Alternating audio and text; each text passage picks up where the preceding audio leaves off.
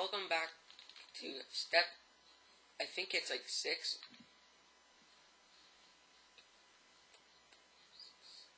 Step 8. Yeah, I think it's step 8. So, now, in this one, we will be actually finishing off the cube. So, there's like 2 cases when you're fixing the corners. You have 2 corners like I do. You can have all 4 corners solved, all 4 of the corners correct, or you can have 2 of the corners but diagonally correct. Like, if you rotate it and they go in the correct place. So you do the same algorithm for all the cases.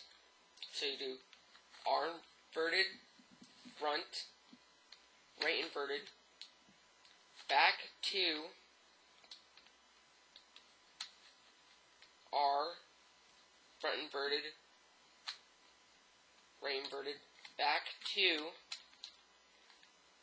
right 2. Now, if you had the one with 2, you should be at this state. It doesn't matter how many edges are solved right now. What just matters is that corners. If it's not correct, then you did something wrong. So, if you had only 2 diagonally, you should have 2 on the 2 corners solved side by side. Then just do it again, and then you will get to this state. So, next is we have to fix the edges.